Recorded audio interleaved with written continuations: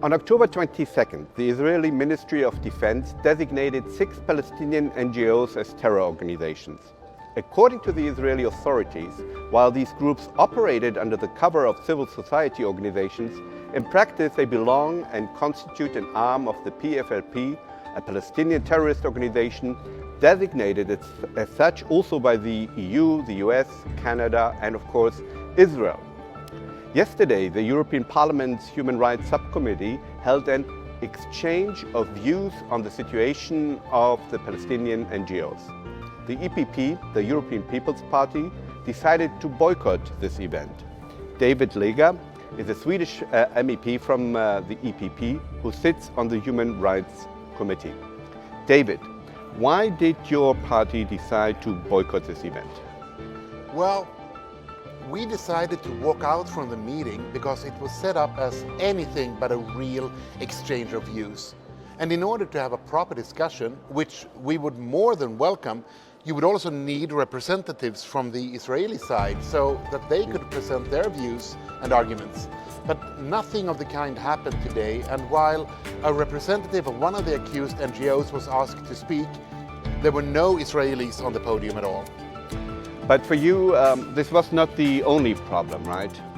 No, indeed. I mean, as Europe is generously funding these NGOs, we must of course scrutinize these accusations to help ensure that they are indeed valid and that the EU doesn't inadvertently fund terrorism.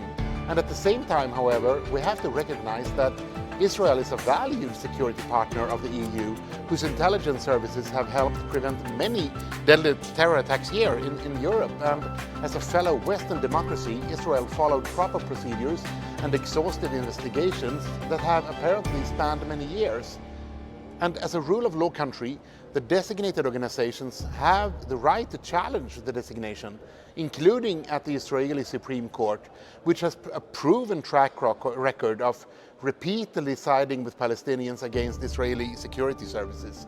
So this means that we are obliged to take these designations extremely seriously, to therefore invite the director of one of the accused NGOs, as if Israel's designation had no value at all, is for me outrageous. I mean, I don't think we would do the same with the designation of other democratic partner countries, say the United States. Or how would we react if the Israeli Knesset invited NGOs that have been designated by the EU? Right. But there is also, as I understand, a problem with one of the speakers particularly. Yes, unfortunately it is so.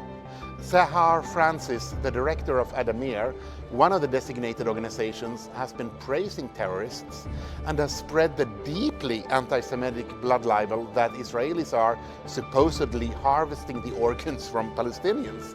Irrespective of any terror designation, somebody like this ought not to be invited to this house, to the European House of Democracy. Right. Thank you so much, David, for all you're doing, your work, and let's hope that we will soon have the opportunity for a proper exchange of views on this important topic in the European Parliament. I hope so too. Thank you.